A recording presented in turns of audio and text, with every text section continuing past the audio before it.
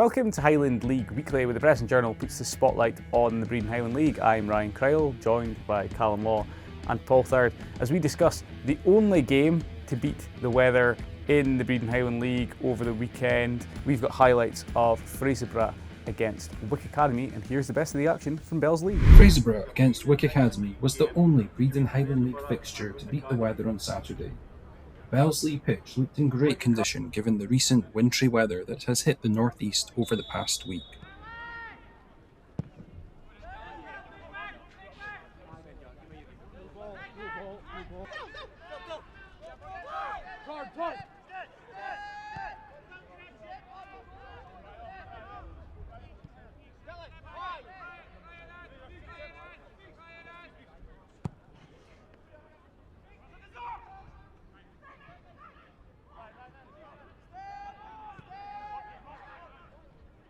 Fraserburgh looked in the mood straight from kick-off, with Fraser Mackie inches away from applying the finishing touch to this dangerous cross. The Broch attack were immediately on the front foot and pushing for the opener.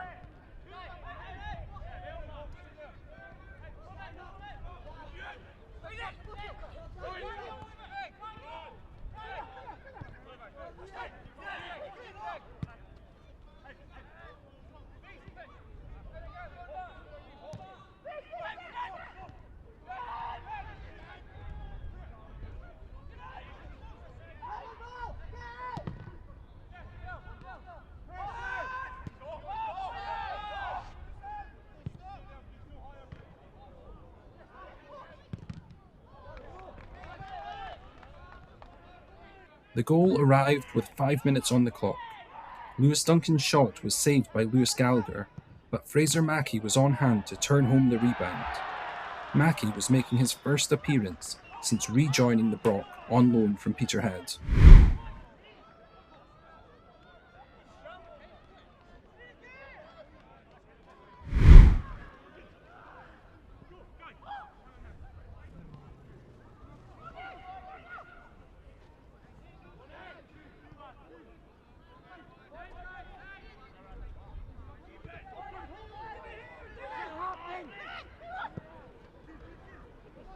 Fraserburgh doubled their advantage in the 27th minute, with Mackie picking out Greg Buchan to slot home.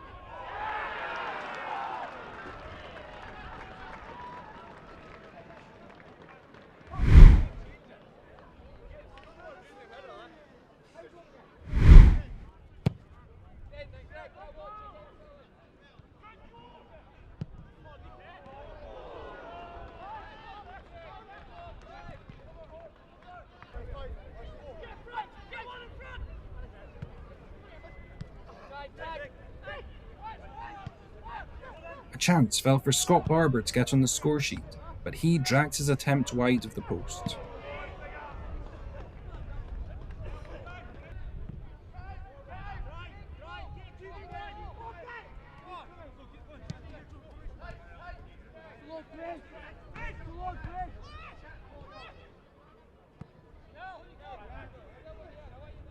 Scott Barber would get his goal on 38 minutes, expertly heading the ball home from a Joshua Hawkins cross.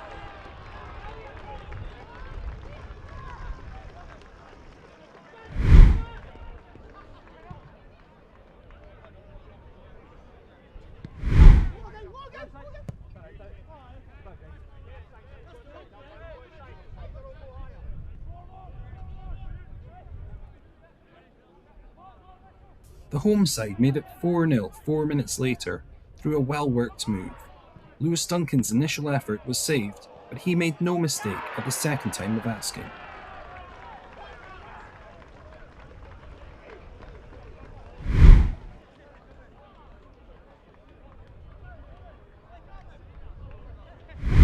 Into the second half, and Wick looked to reduce the deficit. Stephen Sutherland's effort deflected wide for another corner.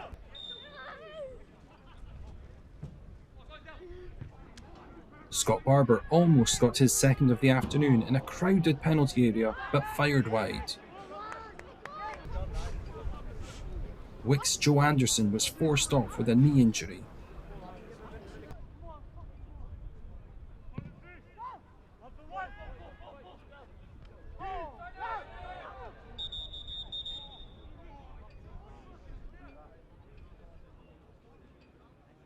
Fraserburgh midfielder Paul Young then came off with a suspected broken nose, following a clash of heads with Gordon McNabb.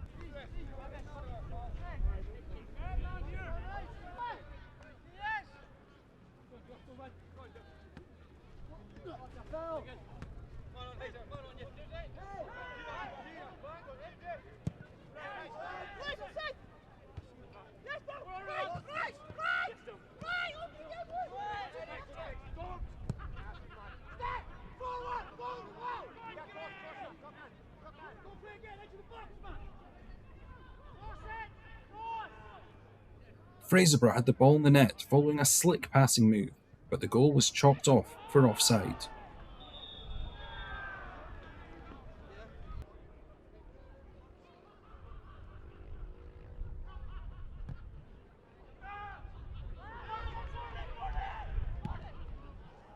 Wick goalkeeper Lewis Gallagher had to be alert to the danger from a long kick forward from his Broch counterpart Joe Barber.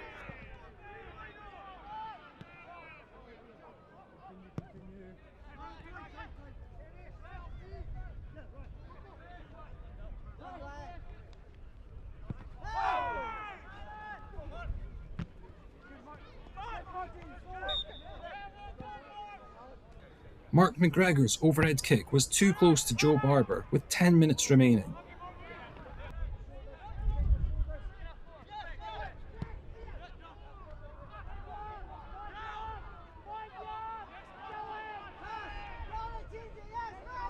McGregor was denied by Barber again as time ticked down.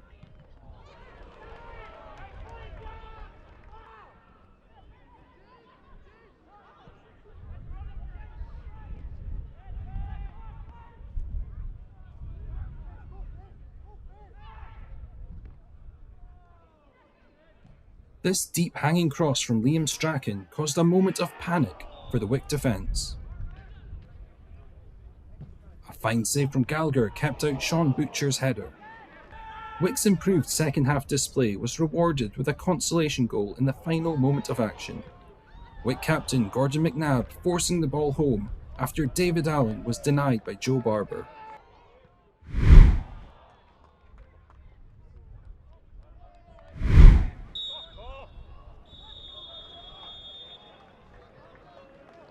Delighted with the result. I think the game was done at half time. In a sense, the two quick-fire goals at the end of the half put us in a good position.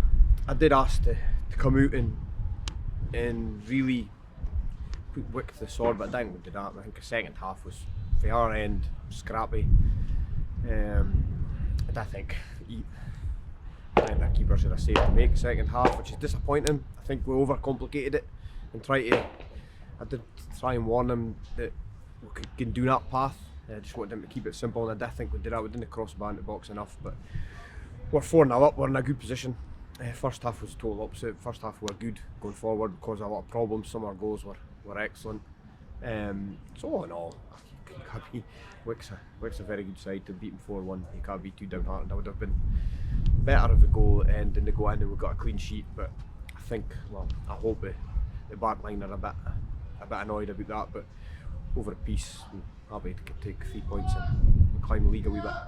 Be pleased to see Fraser Mackie's impact as well in his first appearance since coming back. I tell you, he would gear something different. I think he did gear us at avenue in behind. He's got a great touch. He can link up well, and he can sniff out goals.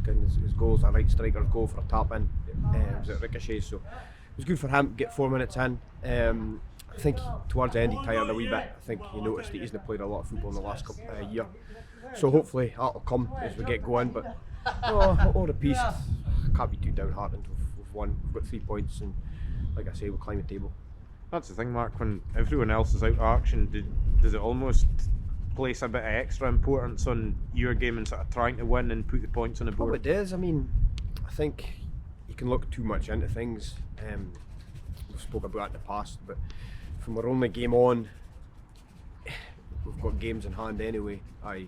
Teams have got games in hand, and us, you don't want to still be in the same position in another game in hand, so it was important we got to 3 points, and we managed to get it.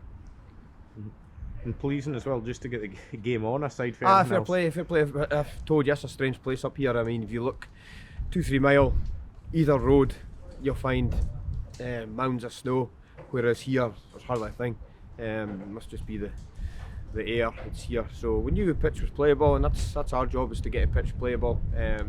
Fair play to Wick for travelling down, and hopefully we put on. Well, I think we put on a good performance for fans for the first half. I think Wick were better in the second, and deserved their goal. I think Joe had a couple of saves before that to keep us in it, to keep us in at half. But no, fair play to them. I think there's a lot of people with a good crowd, so a lot of people managed to see a bit of football, which they have managed to get for the last couple of weeks. Spot on. And just lastly, we saw him going off house Paul Young. We'll see him tomorrow on Monday. His nose is all over his face, but yeah, he wasn't a good looking lad anyway, so it wouldn't make up much difference. But we'll see how he goes. We'll maybe need a mask for him for a couple of weeks, but he's a fighter. He wouldn't want that to put him on the sidelines for anything, I'm sure. But no, I think he's got probably a broken nose, I would think, but he'll be fine. Yeah, kind of a game of two halves, I would say. I mean, you could put the first half down to, lack of training, lack of games, whatever, but I didn't want to look for excuses. But I didn't really recognise the team in that first half, and I said to them at half time that it could have been the second half of the game could go one or two ways here. We could collapse, we could fold and just chuck it and get a right sore one, or you can roll your sleeves up, you can start getting close to players, you can start putting them under pressure, you can start being a bit nastier. We were too easy to play against first half, and like I say, I didn't recognise us. That's not been us the last God knows how many weeks. But I thought second half was a lot better, both with and without the ball. We created a couple of reasonable chances and managed to nick a goal at the end. So I said to them after the game that we need to learn the lessons from the first half and take that forward into the next few games. And I know obviously not mentioning preparation, not ideal preparation, and maybe not ideal conditions across a lot of the Highland League area, but good to be able to get this game on today and be able to get down here and play it. Yeah, I would say so. As long as I get home tonight, I don't know how that'll go, but like I said, always good to get a game on a Saturday, isn't it? And I was really surprised to see the standard of the pitch. It was, by this time of year standards, it's immaculate. So pleased to have to get the game on. Obviously not pleased with the result, but if it's either that or come down here on a Wednesday night, I know what I'd rather. What's the thing where you maybe a bit sceptical last night that the pitch was going to be as good as this? I was sceptical till about 5 miles away, because I couldn't believe the difference. The field's 5 miles outside of Fraserburgh, 2 foot of snow, and then you come here and there's absolutely nothing. So very strange, but good that we got a game on. Okay then, a few talking points to come from the only game in the Breen Highland League to beat the Big Freeze over the weekend. Callum, the headline for Fraserburgh is, very much in the mix for the Breen Highland League title, more so after the weekend. I'm not really sure if that is a headline. They were in the mix before Saturday. I want that headline. But the point, first of all, it was great to actually get a game on, and really, Fraserburgh was like a different world to the rest of the sort of north and northeast. Snow'd all disappeared, pitch was in great nick. Wick were able to travel down safely, so it was, good all round to get the game on. And for the Broch, with all the other sort of title protagonists not in action, it was important that they did their job and put 3 points on the board. And the first half display was very good, and they had the points wrapped up at half time, and they did exactly what they set out to do. And I know there's obviously other teams have got games in hand, but if you're Fraserburgh, you don't worry about that. You've just got to take care of your own business and keep ticking the games off as they come along, and that's exactly what they did. Was it a case of Fraserburgh taking their foot off the gas in the second half, or was it Wick showing a bit more?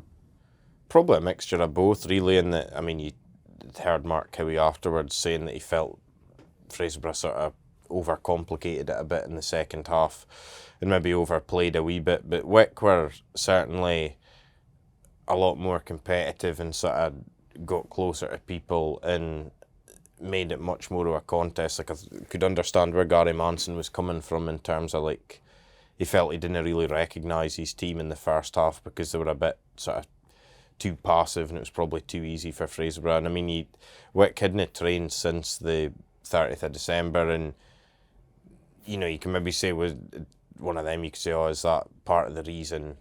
It's hard to say, but there certainly did look to be a bit of rustiness there in the first half. But take nothing away from the Broch, I thought they were good going forward. Like Fraser Mackie, his first appearance since rejoining on loan from Peterhead, and like he scored a goal and he set up another, and he looked a threat either in a wide position or when he sort of drifted inside closer to Scott Barber.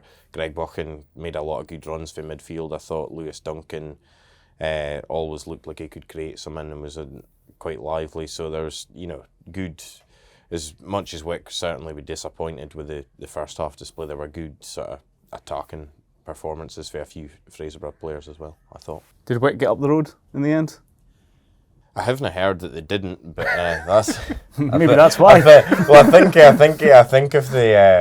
if they hadn't, I would have heard about it by now. But fair play to them for travelling. But I did think it was quite amusing afterwards with Gary Manson that even I know on Friday he was sort of sceptical as to whether the pitch would actually be playable, and then even on the way down until he sort of reached the outskirts of Fraserburgh, he was still sceptical. But in the end, it was all good.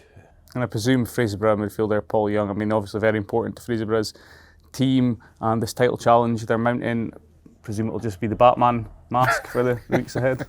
Well, I would imagine that'll be the case, but he'll have those. What was the quote? His nose is all over his face.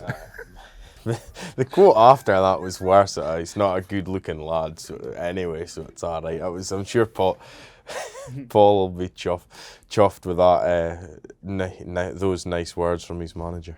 Before we move on, 30 as a native, is it nice to hear the phrase "it's like a different world" about Fraserburgh using a positive sense? That's harsh. Come on, nothing wrong with the Broch. It's good to see them up there. There's part of me still feels they might look back at the end of the season with those early trips to like Forest and Huntly. They were sore ones for them, but they're right up there. There's not much margin for error, but they've been over the course before. You can't rule them out. Okay.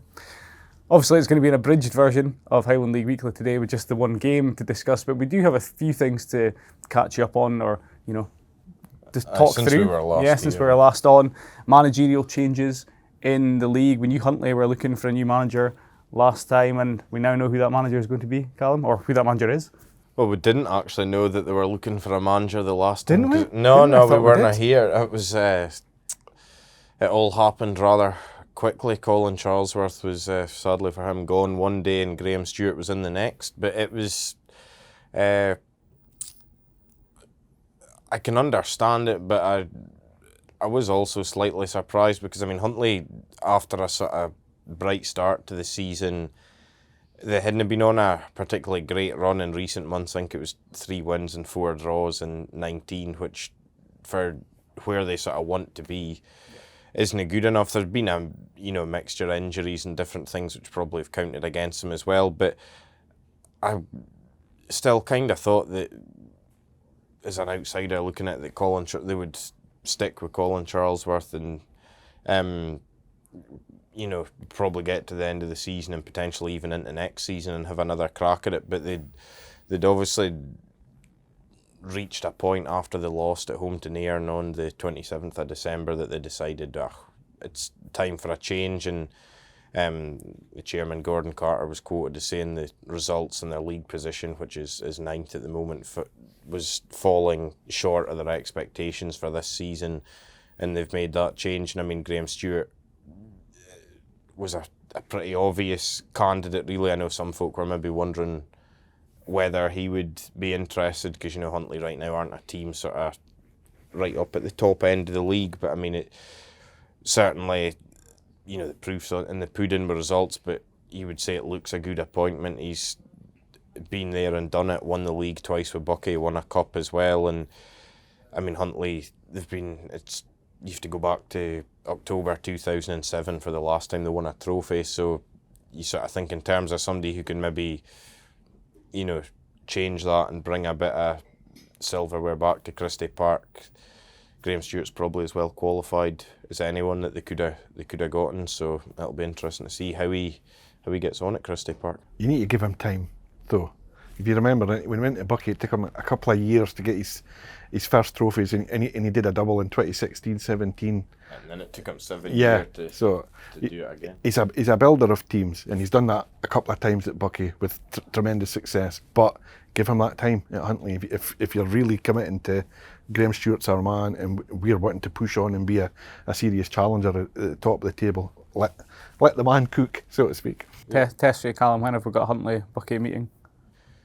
It should be before too long, because the reverse league fixture was middle of September, and we're now sort of back, going back the other way. So it shouldn't be too long. It'll be in the next month or so, I would hazard a guess at.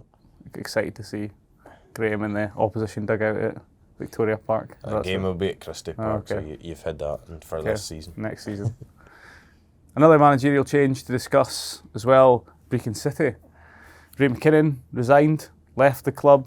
You know more about the background than I do, but they've brought back a familiar face. Well, I don't actually know a huge amount, because the sort of reasons for Ray's resignation have yet to come to light, but I'd imagine they will at some point. But they've moved pretty quickly to bring Andy Kirk back to Glebe Park, and it's an appointment that sort of makes sense, really. I can understand it. I mean, he was there when Brechin came into the Highland League, guided them to the title in 2023, and he's obviously moved on and been working in full-time football as assistant manager at St Johnstone and Raith Rovers, but now sort of being out of work again, this opportunity's come up, and he's back at Brechin. And I mean, I'd imagine both he and Brechin will look at it as a good opportunity. You know, with the way the title race is, they're still very much in the mix as well, a chance to potentially go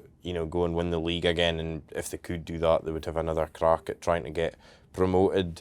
But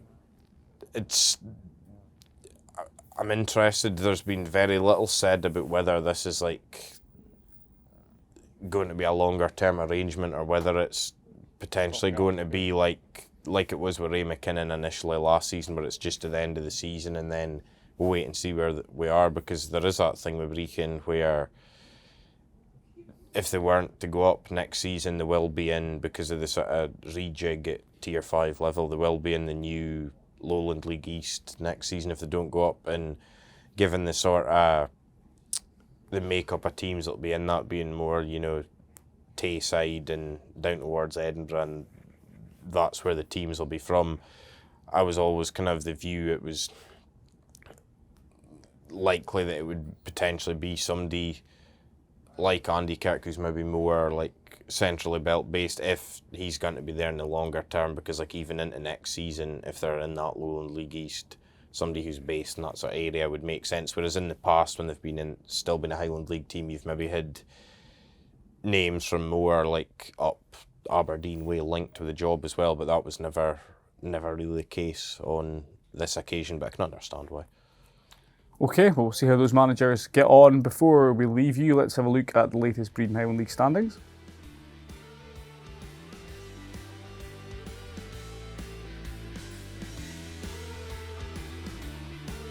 That's it then for Highland League Weekly, where the Press and Journal puts the spotlight on the Breedon Highland League. Thanks to Callum and Paul for joining me.